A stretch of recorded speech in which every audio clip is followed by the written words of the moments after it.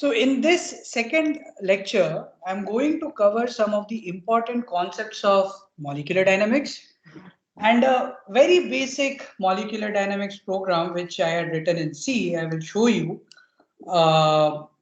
And This is, since most of us are from civil engineering backgrounds, and we are more or less familiar with spring mass systems.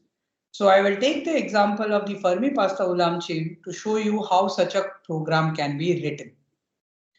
Then I will talk a little bit about why should you even believe the results from molecular dynamics, given the fact that we are dealing with a very small system of a few hundreds of nanometer, and we are working with a few nanosecond of time limit.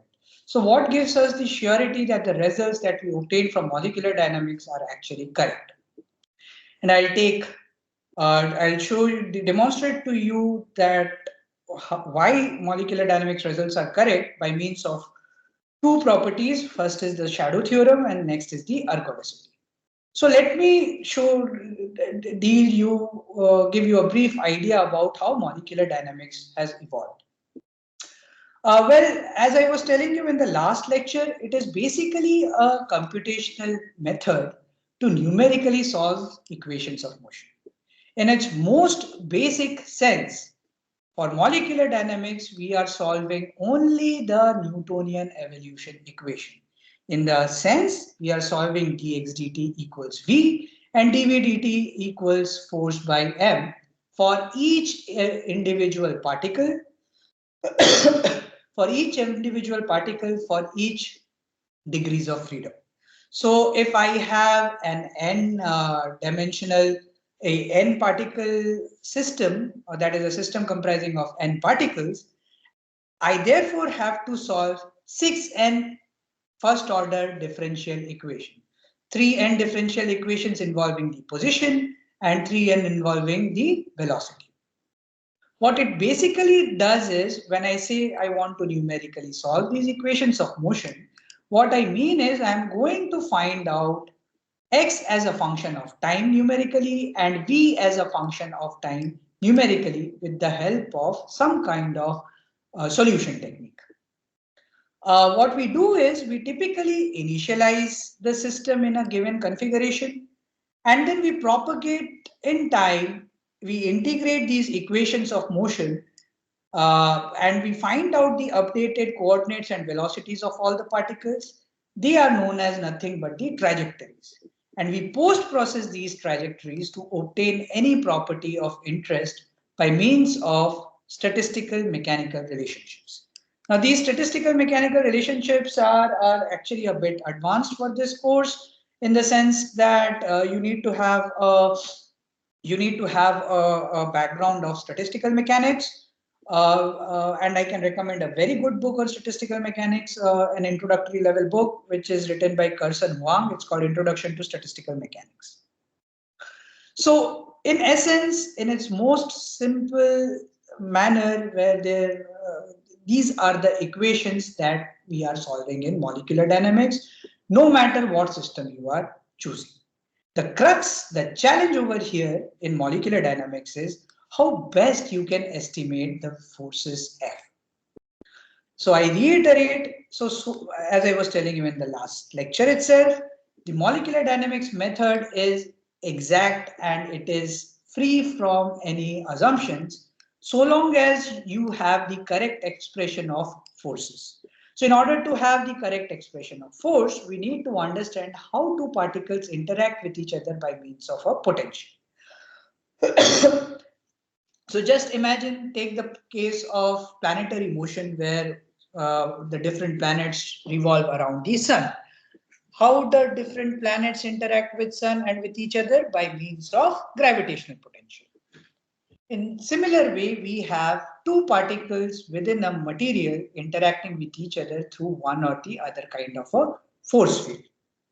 So long as we are able to predict such potential from which these forces can be obtained, my method of molecular dynamics remains exact and free from any assumption. So you may ask me, how can I obtain the potential between two interacting particles? How can I find out the forces of this interaction from the potential? Well, obtaining the force of interaction from the potential is quite easy. You take the partial derivative of the total energy with respect to the coordinate del U del X we do to obtain the force on the atom I. But the challenge remains to find out the total potential. And in order to obtain the expression of potential, we take help of something which is much more fundamental. We take help of what is known as density functional theory, and that falls under that comes under the domain of electronic level calculation. Just to give you an idea, we are right now performing certain quantum level calculation, electronic level calculations, and the system of even 170 atoms takes on my server, which is on which I can run 160 threads in parallel. It takes around 7 days. A system of the size of only 170 atoms. Okay, so it's that much computationally expensive. So we extract some data from such electronic quantum level calculations, and we fit it through by means of certain, we basically do curve fitting, and then we obtain the approximate relationship of the interaction potential between two atoms, from which I obtain the force. Well, the history of molecular dynamics is very interesting, and it can be traced back to 1955, where Fermi, Pasta, and Ulam, three scientists, performed a computer simulation of a one-dimensional chain of anharmonically interacting particles. This is exactly the problem which I am going to solve in a short while. uh, so what when I show you the problem, then it becomes relatively easier for you to understand. Now, after 1955, Alder and Wainwright in 1957 actually performed first MD calculation of hard sphere fluid. What are hard sphere fluids? Well, their particles do not interact through any potential, but they come in contact with each other and they undergo elastic collision, head-on collisions, elastic collisions with each other. And based on that, I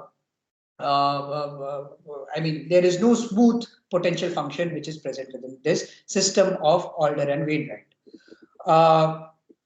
They observed a solid fluid phase transition with a system of 32 and 96 Hertz fluid. The first continuous potential based molecular dynamics was performed by Gibson, Golan, Milgram, and Vineyard at Brookhaven National Laboratory in 1960. And they developed what is known as the Bond-Meyer repulsive potential to simulate radiation damage in copper crystals. Then a researcher from Indian origin in 1964, Anisur Rahman, studied the behavior of liquid argon gas, and they developed and their team developed the first simulation of actual liquid argon gas. And this is based on Lennard-Jones potential, which if time permits, I will show you today. Subsequent to that, Louis Verlet in 1967 introduced the concept of neighbor list and developed the Verlet algorithm for solving equations of motions. And the development after 1980s with the more and more availability of computational power has simply exploded exponentially. And till now, we are seeing new and new techniques, more efficient algorithms which are more physics preserving being proposed almost every other day. So let us look at the basic idea of molecular dynamic simulation. Before starting this, let me just reiterate what we are doing in molecular dynamics. We are essentially solving the Newtonian evolution equations. dx dt equals v, dv dt equals force by mass. That's all we are doing. These coupled differential equations for 6n ODEs, ordinary differential equations, we are just going to solve. So in general, a molecular dynamic simulation program typically has certain inherent features in it. So you set up the atomistic model in the sense that you define the initial atomic position and velocity. Apart from that, you choose what kind of potential, what kinds of force field is going to be utilized for your simulation. All of this falls under the category of initialization. This also takes care of the size of your simulation domain, the number of atoms within the simulation that you are interested in solving. All of this information goes within the initialization part of the molecular dynamics flowchart. After you have initialized the system, what you do is you calculate the forces numerically, and then you update the atomic position and velocity by solving the Newtonian evolution equation. If your time, the maximum time that you have chosen is reached, then you stop the simulation. Otherwise, you go back and recalculate the forces based on the updated positions and velocities, and you keep on repeating this loop until your desired time is reached. After your desired time is reached, you print out the information of the trajectory. You post process the the trajectory data and analyze the results to obtain certain output testable quantities. So this is the basic flow chart of any molecular dynamic simulation. And they slowly more complications, more realistic features can be incorporated in it. So as I was telling you, let me go in more details on the initialization part. Well, first of all, you decide the dimensionality of the problem, whether you want to go for 1 dimension, 2 dimension, or 3 dimension. Why is the dimensionality important? Well, as I was just discussing you, in the first molecular dynamics simulation by Fermi Pasta Ulam, they investigated a one-dimensional chain which can only move along one direction. The particles can only move along one direction, let that be x direction. When does dimensionality case of 2 become important? Well, it becomes important when you are trying to solve a two-dimensional problem, such as a problem involving graphene sheets or a problem involving hexagonal boron nitride sheets. When does the problem become 3 dimension? Well, any real life material that you want to simulate is actually a 3 dimensional material. So this is the most standard one which we adopt. Now, depending upon the problem dimensionality, your equations are going to change. So for example, if your problem is 1 dimension, your alpha in equation 1 over here, so this alpha takes only the value along the x direction. If your dimensionality is 2, you have x dot, vx dot, you have y dot, vy dot.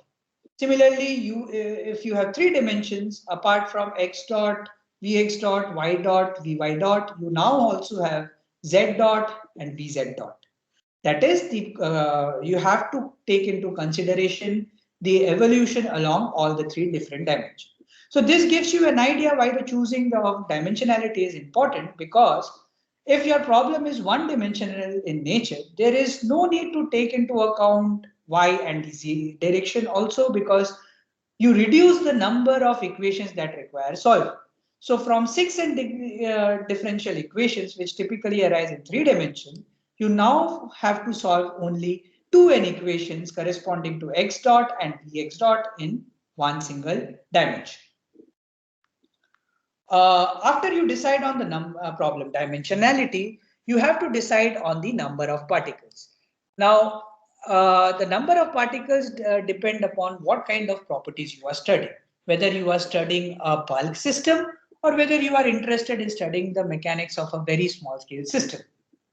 So the small number of the smallest number of particles which you can hope to simulate for a realistic material may be around 2000 to 4000 atoms.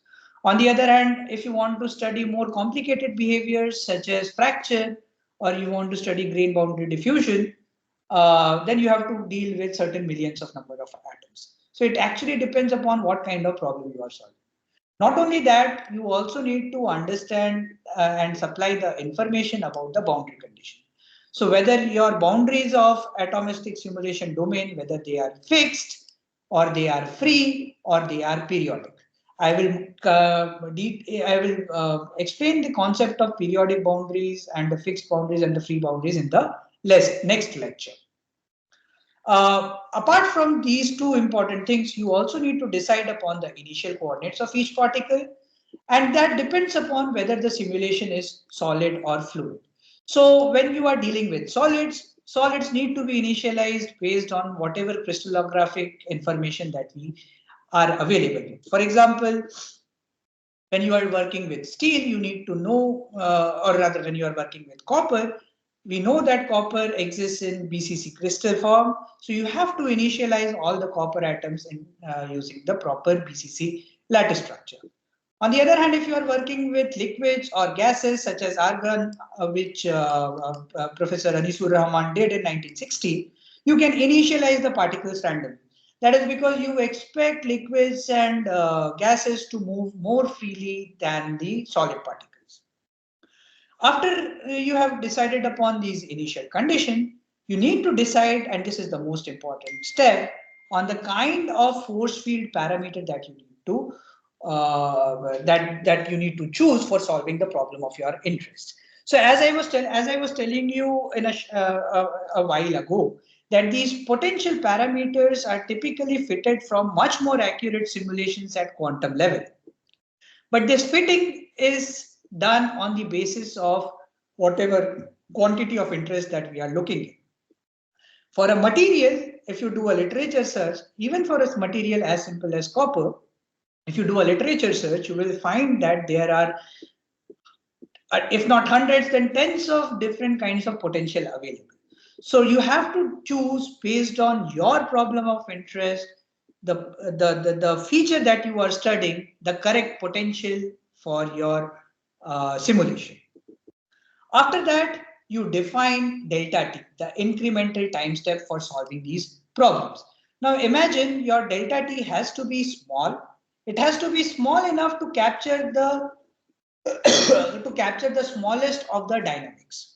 So for example, since you are solving, let's say you are taking up and solving a problem of water. Water has H2O, so O is bonded with two hydrogens, and that vibration frequency of hydrogen oxygen bond is very small. If you want to capture the dynamics of that vibration, you have to take a time step which is smaller than the natural time period of vibration of that specific bond. So let's say if the bond vibrates in the order of a few 10 femtoseconds, then you have to take a time step of 0.1 or 1 femtosecond, which is 10 to the power minus 15 seconds. This step is very crucial in determining the stability of your simulation. If your delta t is quite large, quite crude, your simulation becomes unstable and the simulation can blow up. After you define delta t, depending upon the computational power that is available with you, you can find out the maximum total simulation runtime that you need for your simulations to obtain. Now, apart from this, there is another reason why the simulation domain can blow up. Now, let's say you are working with fluids, that is liquids or gases, and you have randomly initialized the particles. You have to be very careful because, as I was showing you in one of the last slides, the Coulombic potential, when the distance between two particles is quite small, then the interaction force tends to become infinite or approaches infinity. So if you initialize your system in an improper manner, in such a way that two particles come very close to each other, then your initial potential, initial force will be very, very large, as a result of which your simulation will blow up. In the simulation box of the molecular dynamics framework, what we do is we calculated forces based on the potential that I was telling you, using the expression F is equal to minus del U del X, where U is the total potential energy of the system. Remember that this is not the potential energy of the individual atom, this is the total potential energy of the system. And you update the positions and velocity by integrating the differential equation shown in this first slide by using one of the different integrators or one of the different ODE solvers. Even Runge-Kutta fifth method or the classic fourth order Runge-Kutta method is also you can use for solving this differential equation. In the analysis loop of the MD flowchart, that is the last step, that is the post-processing loop, what you do is you analyze the trajectory of the particles that have been printed after a few steps. And you analyze first in terms of visual inspection. You can use a software such as VMD or Ovito, or you can print certain other quantities of interest in such as stresses, and then you can go on in analyzing it. So let me quickly show you now the problem of Fermi-Pasta-Ulam chain. Now, what Fermi-Pasta-Ulam chain is, it is basically a chain of masses in one dimension, and each of these masses are connected by means of two kinds of springs: harmonic springs and anharmonic springs. What are harmonic springs? Harmonic springs are the ones which are governed by harmonic interaction potential. That is, I think it is shown over here. The potential energy is K by, if the spring constant of the harmonic is K, the uh, the harmonic potential energy is xi minus xj square. And another spring which is present over here is the enharmonic spring. This enharmonic spring says that the two particles are also interacting in terms of a fourth order potential as well. Apart from the quadratic potential, we now also have a fourth order potential. In this Fermi-Pasta-Ulam chain, let us consider n point particles, and we will slowly increase n from 3, 5, 10, 12, so on and so forth we will do. And the mass of the particle we assume for simplicity to be equal to 1. We keep, as I was telling you in the last few slides, we have, for initialization, we need to consider the boundary condition as well.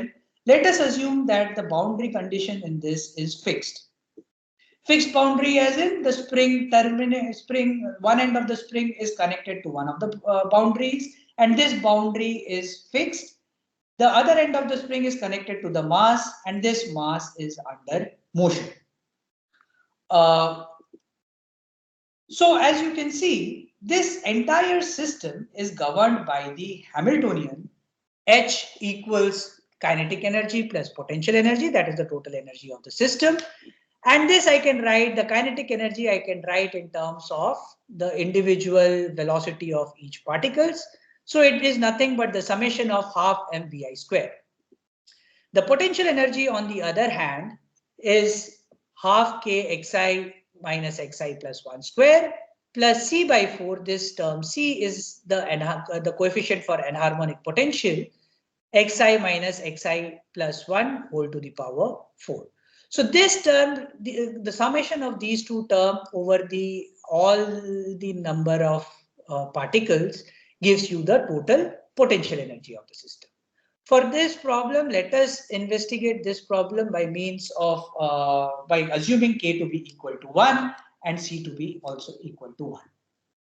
If you adopt the Hamilton's equations, or if you just write the Newton's equations of motion for this case, you would see the evolution equation for each particle takes this form: xi dot equals vi, and vi dot equals xi minus 1 plus xi plus 1 minus 2xi plus xi plus 1 minus xi cube minus this term.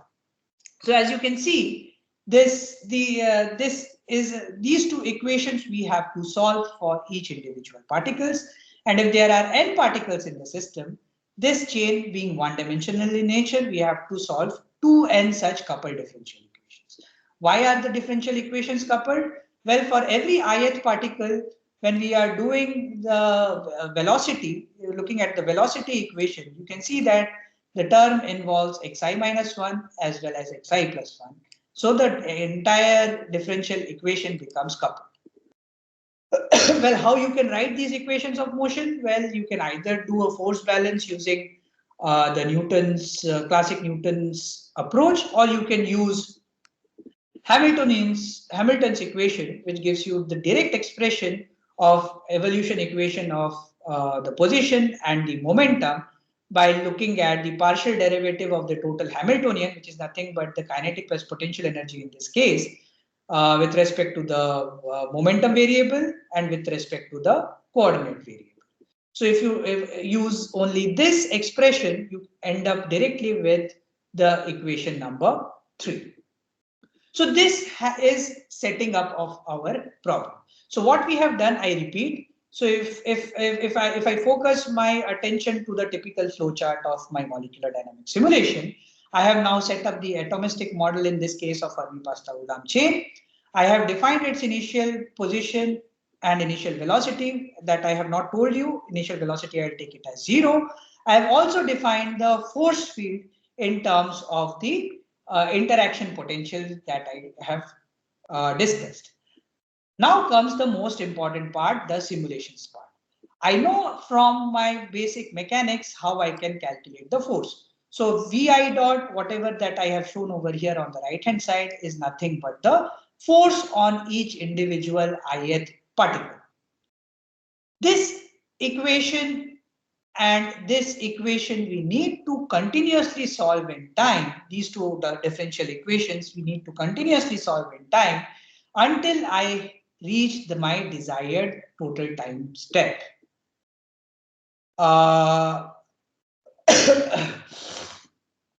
Okay, so an important part here is how do you check for the correctness of your simulation? Well, as you can see, if you just do a DDT of this H, right? If you do DHDT, that is the derivative of total energy with respect to time, you would see that the total energy derivative equals 0. So that is your correct check for simulation. That is whether your simulation is working fine or not, simply by monitoring the total energy of the system. So if the total energy of the system remains constant, you can see that your simulation is working fine. Okay. So let me just quickly check if I have the video so that which I can show you. Just give me a minute.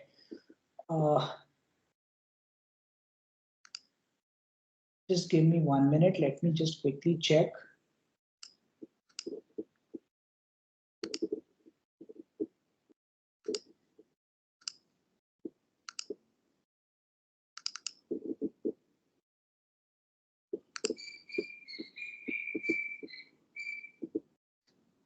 So I'm not sure how can I.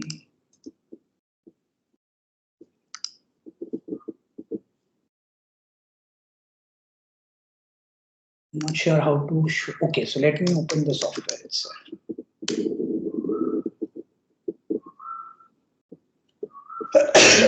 Just give me 1 minute, please. Yeah. So this is how a typical molecular dynamics simulation movement looks like. All of you can see these white spheres, right? Professor Mondal, it is visible? Yes, it is visible, yes. Okay. So this is how it will move. Initially no motion and then it will keep moving.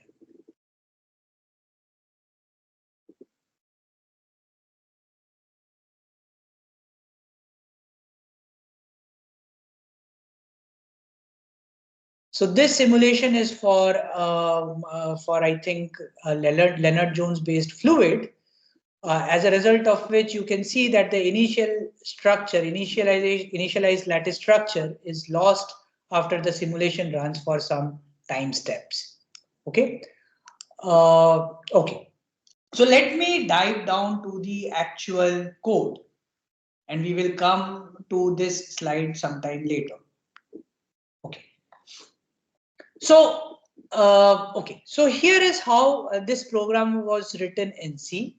So this is how the standard flow of the program of this program will work. So I define the total number of particles. There are a total of 12,800 particles. I define the total maximum time of simulation, which is 100 in reduced units. I define the temperature of the system to be equal to 0.1. Based on this, I'm going to initialize the velocities of the particles. I define three constants C1, C2, and C3 for initializing the different potential parameters of the system. And I define the variable pi, which is nothing but pi, and that I will show you where it is used. I don't think pi is going to be used in this simulation. Subsequent to that, I define a file pointer and two global variables for potential energy and kinetic energy. Subsequent to that, I define four functions which are going to be used apart from the main function. So these four functions are void Runge 4, which is nothing but the fourth order Runge-Kutta technique, double f. So this function f returns the double variable, and this function f is going to give me the derivative quantities that I will show you. Another function calc energy calculates the total energy of the system and returns a double variable, and a function which returns nothing, and it's called the call print function, and it is used for writing the trajectory output data. So in the main function, we define the variable t, we define the variable for the different problems that we are going to solve, and we define the incremental time step over here, and we define certain average quantities that we might be interested. There are certain dummy variables as well. We also, in order to find out whether how much time the simulation is taking, we define two clock variables, start and end, which are used to compute the CPU time which is being used. Okay, so I then go on to define the initial conditions. So my initial condition is defined in such a way, I have to define both the position as well as the velocities. So I am initializing the position at discrete lattice points. So this variable L varies from 0 to n, and it takes a value of the incremental values. The initial position takes a value of 0, 0.5, 1, 1.5, so on and so forth. Or rather, sorry, since it takes the value of 0, 1, 2, 3, 4, because we have a remainder function which is being used here. And the velocity I am initializing through the random function present in the CD. So this entire step is used for initialization. So once the system is initialized, my major molecular dynamics loop is happening somewhere over here. So in molecular dynamics loop, what I need is I have a counter for time. So my simulation will run until my time reaches the maximum step. And within each loop, I am going to increment my time by the appropriate incremental time step counter. And for each time loop, I am calculating the Runge 4, which is being used to update the position and velocity of each system.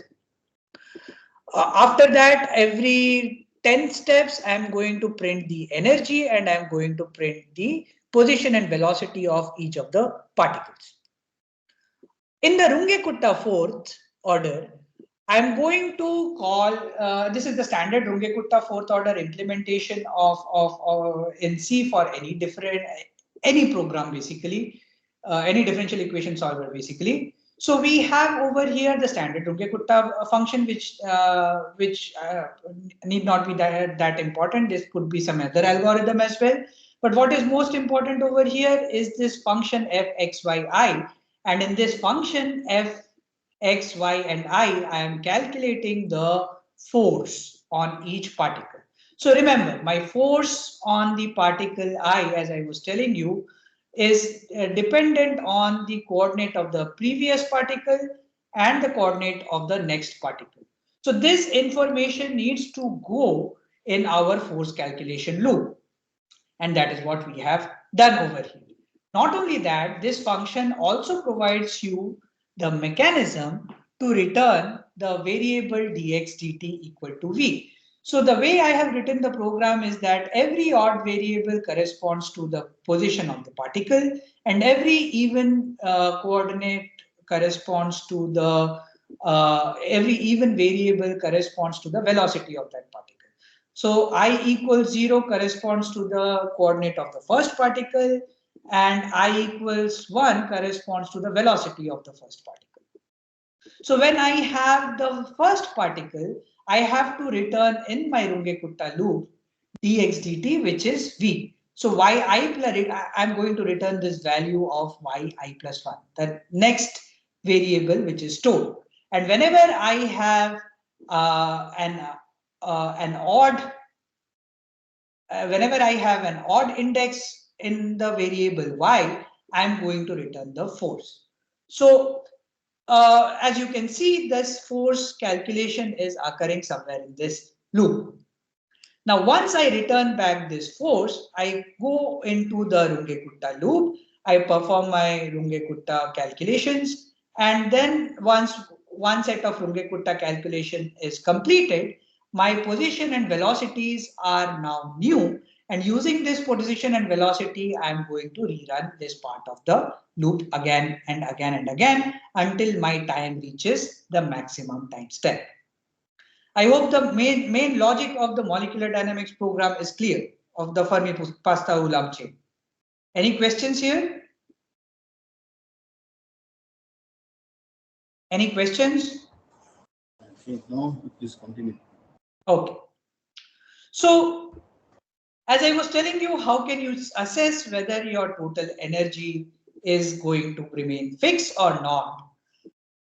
You can assess it in terms of the time step of the simulation. So in the code that I have written, the total times that I have shown it to you, the time step was 0.1. The dist variable was 0.1. If the dist variable was taken to be 0.05 also, or if the dist variable was taken as 0.05, you can see that the energy of the system remains more or less completely constant.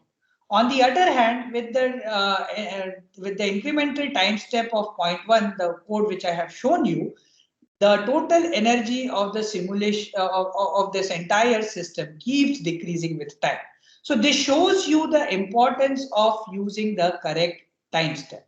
Now you can assess the total, you can see that the total energy of the system is constant. It need not be that the kinetic energy and potential energy will be constant. And as you can see from this graph, the kinetic and potential energy are going to fluctuate over your simulation time duration, but the total energy of the system remains constant. And this serves as a check of your correctness of the simulation. So if your time step is small enough, and if your total energy remains constant, then your simulation is fine. It is completely working fine. Now let us look a little bit into the part where I am printing the trajectory information. So this format, format that I have chosen is typically the format of printing used in the free to use LAMP software. So LAMPS is a very powerful software for molecular dynamic simulations, and this LAMP software is more or less used quite extensively for performing molecular dynamic simulations of very large system. And this the format that I have chosen is for LAMPS, and it helps us in visualization purpose. So the way it works is it first prints the time step, then it prints the number of atoms, then it prints the simulation boundary limits, the boundaries for x and y, the boundaries for x limit, low limit, y low limit, y high limit, z low limit, z high limit, and then it prints the information about the number of the index of the particle to be printed, the charge of the particle present on the system, the coordinates in x, y, z, and the velocities in x, y, z format. So this is what is the total print looks like. And the results which I was just showing you in a short while ago using the software Ovito was prepared based on the results obtained from such kind of trajectory information. I cannot really show the trajectory data, but let me try if I can show you the trajectory data. So this is how the trajectory data would look like after printing. So this is for a three-dimensional case, not for the case of Fermi-Pasta-Ulam chain. So as you can see that we have over here item time step 4390. This means that the next few lines of the trajectory corresponds to the time step 4390. There are a total of 1000 atoms in the system. The box boundaries are shown, the lower limit of X, the upper limit of X here, followed by Y, followed by Z, followed by the atom index, the charge on the atom, the positions, and the velocities. You can just simply dump this file in the software called Ovito or VMD to get the idea of how the results are, or to get a visual representation of the simulation. Okay. Okay, so this is what I have shown over here as well. Now, you can extend this Fermi-Pasta-Ulam chain, which I had solved for one dimension, to two as well as three-dimensional cases. Only thing you have to keep in mind is that in the two-dimensional case, you have to solve for four-uncoupled differential equation, and in three-dimensional Fermi-Pasta-Ulam chain, you will now have six uncoupled ordinary differential equations to be solved. The Hamiltonian also needs to be modified. The kinetic energy, which was only Vx square for one-dimensional case, now has the contribution from Vy as well as Vz. And the potential energy also changes because earlier you only had Xi minus Xi plus 1 square term for the harmonic potential, but now you have much more general Ri minus Ri plus 1 term. This is nothing but root over of, Ri is nothing but root over of xi square plus yi square plus zi square, that term in itself. Okay, so now let me quickly tell you why you should believe in molecular dynamics simulation. Well, molecular dynamics simulation works because of number one, the shadow theorem. What shadow theorem tells us is that a good numerical algorithm generates numerical trajectories that are close to the real trajectories. So for the Fermi-Pasta-Ulam problem, consider the time evolution of the Hamiltonian in the 2n dimensional space involving the position and the coordinate along the x direction itself. And let this Hamiltonian obtained numerically be denoted by h bar. If your simulation incremental time step delta t is nearly close to 0, then the discretization h bar x delta t is close to hx. In other words, this numerical Hamiltonian converges to the actual Hamiltonian of this problem. So one reason why MD works, molecular dynamics works, is because of the shadow theory. The other reason is ergodicity. What ergodicity tells you is that a trajectory which initiates from any microstate within the accessible phase space must eventually come arbitrarily close to all the microstates that lie within the accessible region. What it means is that, let's say I initialize the system from one specific initial condition, and I let the system evolve for sufficiently long time. If I let the system evolve for sufficiently long time, then the trajectory of the system will be such that it will cover all the possible positions and velocities uh, that are allowed under the given Hamiltonian. So this is the basic meaning of the Ehrenfest ergodic hypothesis, and it has some very profound consequences. Now, typically, we perform molecular dynamic simulation using one set of initial conditions. So the properties that we measure from our molecular dynamic simulations are nothing but time averaged quantities. But when we actually go on performing experiments in real life, we are actually measuring, since we do not know the initial condition of the system, we are not measuring the average quantities in time, we are measuring the average quantities in a probabilistic sense over all the possible allowable configurations. So in other words, the measurement in laboratory settings are based on phase space averages. So the fact that the ergodic hypothesis given by Ehrenfest works helps us in calculating the properties from molecular dynamics simulation using only one set of initial conditions. If my properties changes depending upon where my simulation is starting, then using molecular dynamic simulation, I would have had to perform hundreds of different simulations to obtain even a single property of interest. So this Ehrenfest ergodic hypothesis, which says that all possible in possible position and velocities will be eventually sampled by my system starting from one specific initial condition. It helps us in reducing the number of sample runs that we need to perform using molecular dynamics simulations. So to sum this lecture up, what we have done over here is basically in this lecture, I have given you a brief idea about how molecular dynamic simulation works. We have to first initialize the system, initialize in terms of the number of particles, the total time step, the temperature of the system, and the kind of the force field that I want. After I initialize the system, I have to repeatedly calculate the forces and take help of one of the numerical integrators such as the fourth order Runge-Kutta method to update the position and velocity of each atom. And using this updated position and velocity, I go on to calculate the updated forces and updated potentials. And I keep repeating this loop until my desired time step are obtained. And in between, I frequently print the trajectory information, which I can use later on to post-process the data. So this is what I have discussed in nutshell. So any questions from the second lecture? Feel free to ask. If you have questions, I will be very happy to answer. Yes, from the participant side.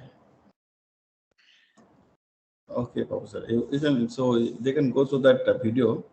Okay. Yes. So in future, they may ask some questions. So we'll see. Okay. So what I will do is, Professor Mondal, I will send my PDFs to you as well. Yes, permitting size limit. So maybe you can share them with the participants. It will help them out. Yes. So if you permit me, can I go to the next part of this? Yes. One of the students has. Please feel free to ask. Unmute yourself and please go ahead asking. Hello, sir. Yeah. Yeah, it was a wonderful presentation. I'm actually interested in exploring the possibility of coupling a finite element model with molecular dynamics model for simulating damage such as crack. The idea is to utilize molecular dynamics for modeling the damage while employing FEM for the rest of the domain and then coupling them at the boundaries. So do you happen to have any reference or known software for coupling, like for coupling software like LAMPS and Abacus? Okay, there is no software which will couple both of them. Okay. I have so you see there are this problem that you are trying to solve is actually a very interesting but a very complicated problem. I tell you at the onset. There are two kinds of multiscaling that you can go for. One is sequential multiscaling and another is concurrent multiscaling. In sequential multiscaling, which is what I have done with one of my PhD students, and you can refer to some of my publications from 2022 and 2023, we have done sequential multiscaling by coupling molecular dynamics with smooth particle hydrodynamics, not with finite element. Okay, so in sequential multiscaling, what happens is we take the information For example, we take the information of elastic modulus, shear modulus, fracture toughness, your if you are working with fatigue simulations, the parameters for SN curve, all of that information you take from molecular dynamic simulation, and then you perform only the continuum mechanical simulation, either using finite element or using smooth particle hydrodynamics, keeping in mind that the properties that, for example, if your crack has to propagate, right, if it has to propagate, it has to propagate based on certain criteria. The stress at the tip might exceed the basically the K1C, the critical stress intensity factor that needs to be exceeded, right? So that quantity, that information you calculate using molecular dynamic simulation, and in your continuum mechanical simulation you just use that data. This is a much simpler approach. It's called sequential multi-scale modeling. The problem that you are dealing with is the concurrent multi-scaling. There, what is happening is, and I'll tell you the problems which would arise. The problem is, let's say I have a plate and I am pulling the plates from the two ends, right? You are discretizing everywhere using either finite element model or using smooth particle hydrodynamics, and only at the crack tip you are modeling using molecular dynamic simulations. So the way you are going to solve this problem in concurrent multi-scale modeling is that a crack will propagate if the bond between two atoms break. So you don't need to calculate the properties beforehand using molecular dynamic simulation. But the challenge is, first challenge which you will encounter is the time scale. So your continuum models of fracture simulation, if you want to study, typically you would choose a time step of a few microseconds, right? Or maybe one order less than the microsecond. In that time frame, your molecular dynamic simulations are typically, a lot of things must have happened. I mean, a molecular dynamic simulation of a real material starts with a few femtoseconds. At max, you can go for a few picoseconds, 0.1, 0.2, 0.01 picoseconds. Below, if you use an incremental time step which is larger than that, your simulation becomes unstable.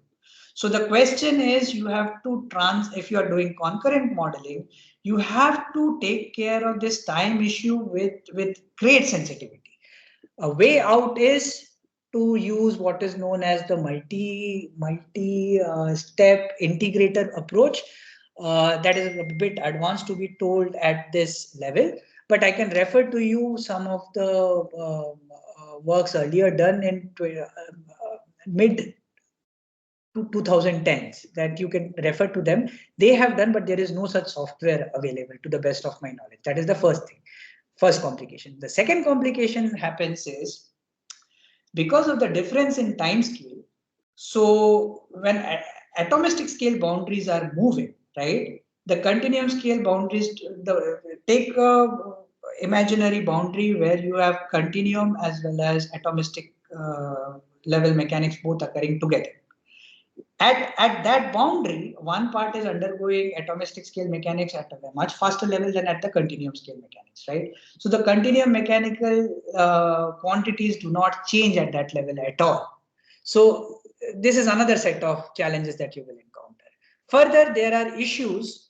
For example, you would when you try to actually work on this problem, you would see that there are some kinds of wave reflection. So whenever you are stretching something, you are putting it under load, deforming the boundaries at continuum mechanical level, there is a stress wave which propagates within the material. But at this boundary, because of the difference in time scales, the stress wave at the atomistic scale boundary tends to reflect back if you do not account for it properly. So this is a very complicated and a challenging problem. I wholeheartedly encourage you to solve it, but no software is available as such. Okay. Okay, thank you, sir. Okay, there was another participant who raised their hand. If you have any, Sir? yeah, please go ahead. Sir, I want to ask, in the first lecture, you were showing that through MD simulations, the beam problem you were showing.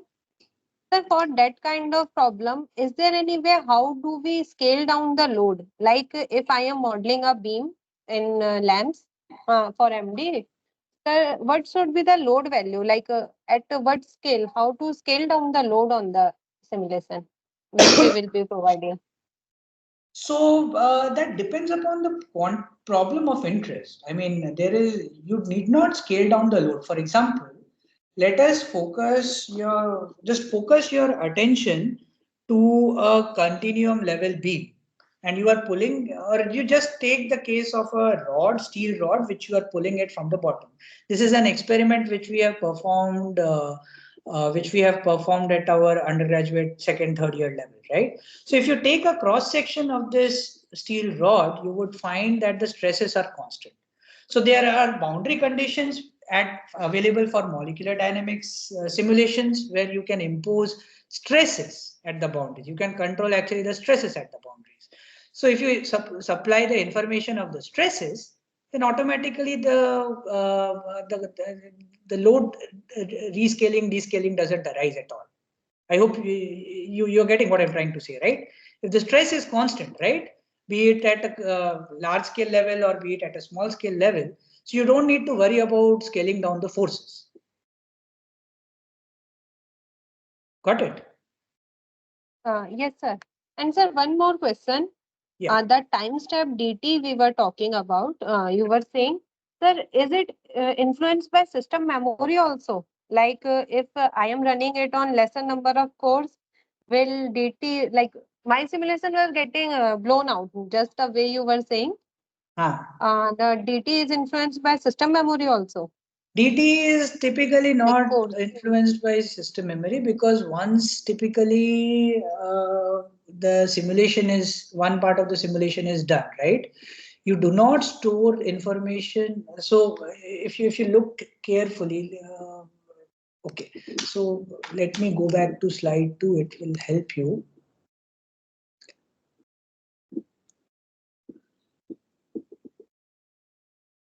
Or the Rungi Kutta part. Yeah. Where is it? Yeah. So if you see, or let me go to the actual integrator algorithms which are typically adopted, then it would be relatively easier for you to check. So this is one algorithm which is known as the velocity world algorithm.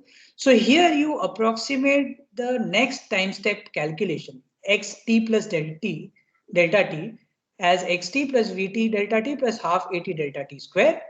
And you update the velocity using the current velocity plus current acceleration and updated acceleration based on the updated position.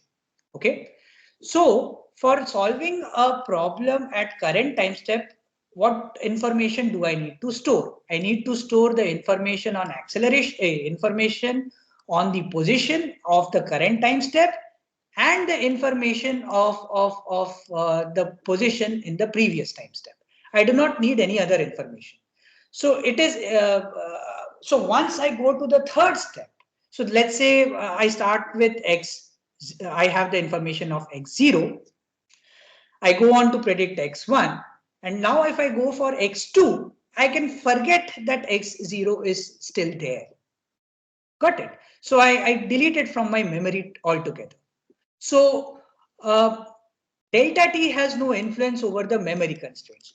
What will have influence over the memory is the number of particles that you are simulating. That will play a huge role, because eventually you are solving some kind of a differential equation, right?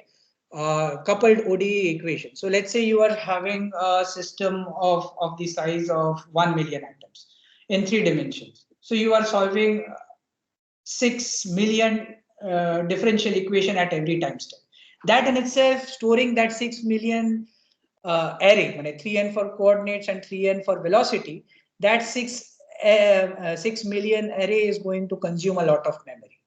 Another memory consumption comes because you have to store the information of forces. You have to store the information of the acceleration if it is required, right? So DT has no role, not much role to play on the memory side, but this system size has a significant amount of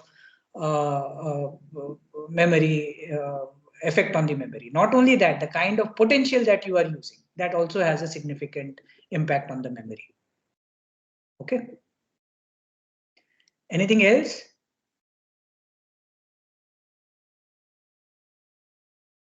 Any other questions? No, sir. Thank you. Okay, thank you. So let me quickly go to the last part which I wanted to cover. For shortage of time, I will not cover the integrated part. So let me now go for actually two important techniques that we encounter in molecular dynamic simulation. First is the periodic boundary condition. Second is the minimum image convention. Third one, if time permits, I will tell you, is the neighbor list. So the typical boundary conditions that we encounter in molecular dynamics are flat repulsive boundary condition, where a particle on approaching the boundary feels repulsion.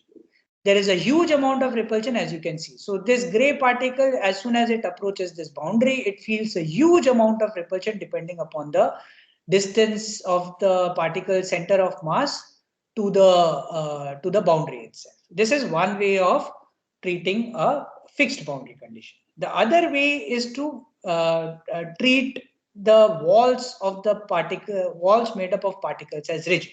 So over here on the right hand side, you can see that there are certain gray particles, and over here you also see there are certain orange color particles.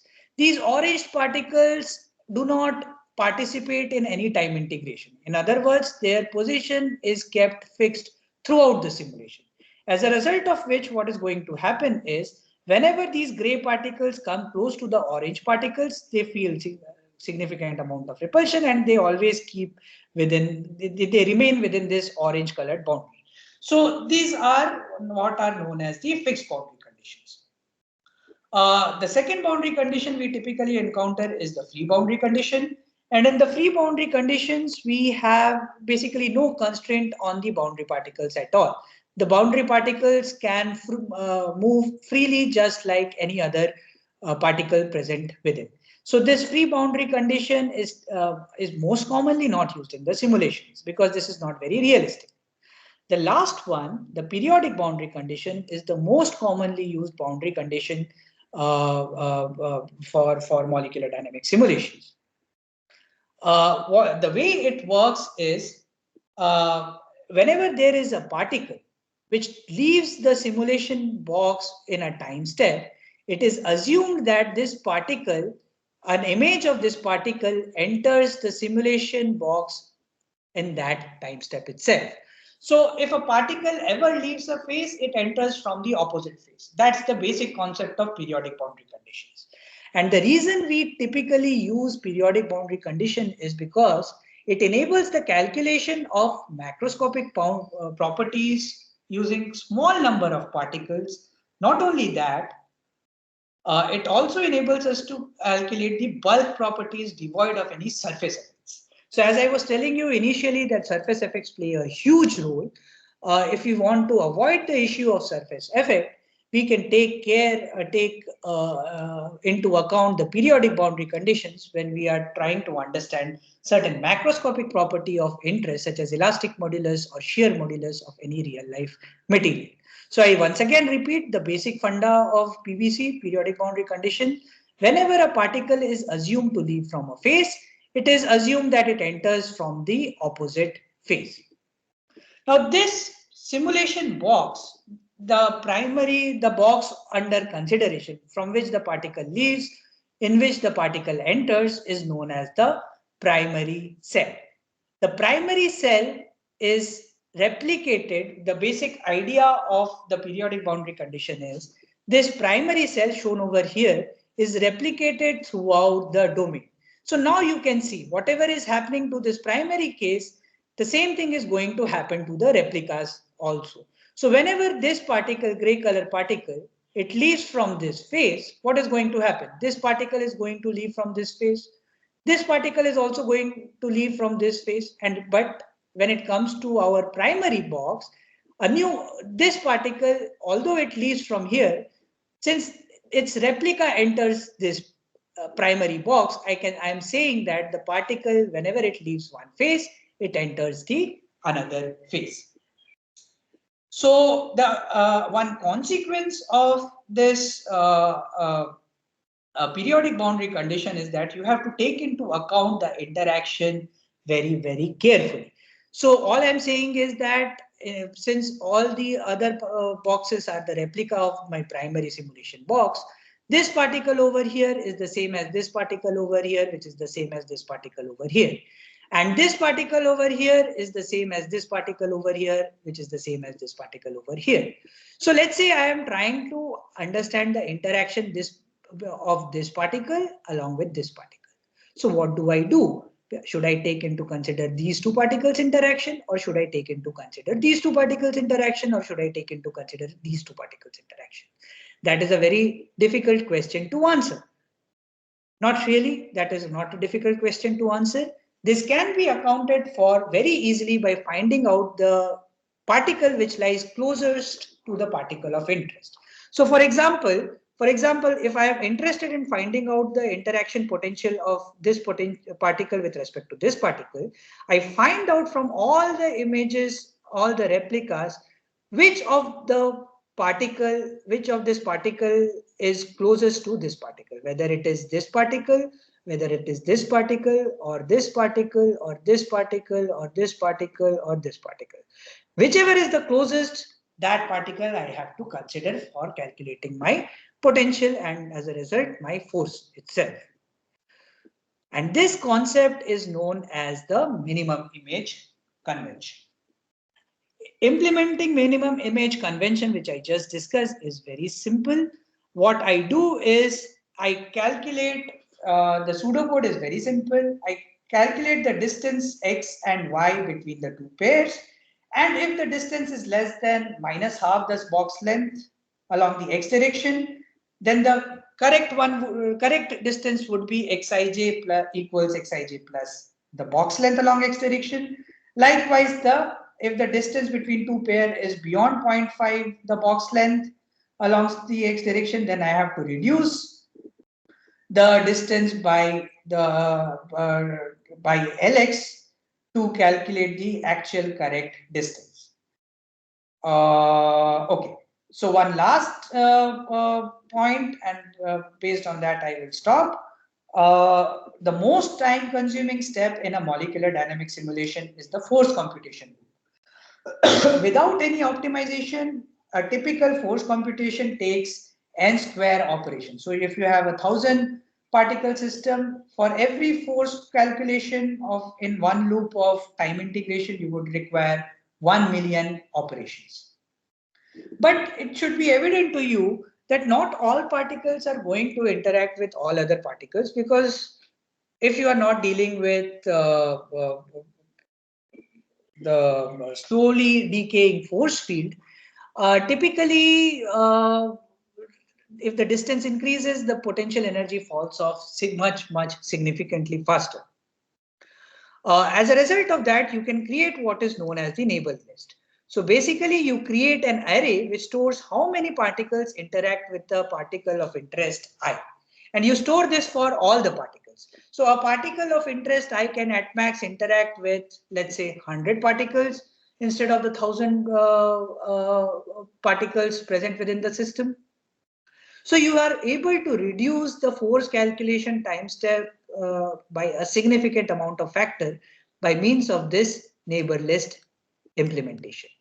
But this neighbor list needs to be updated every 10-20 time steps onwards, because especially in the case of fluids and liquids, because within 10-20 time steps, the particles might have moved significantly and the list need not be the same as it was originally conceived.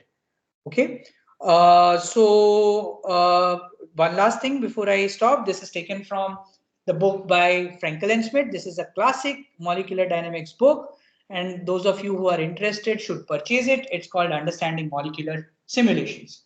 So just like what I told you in the Fermi-Pasta-Ulam case, a molecular dynamics program for an actual simulation case works the same way.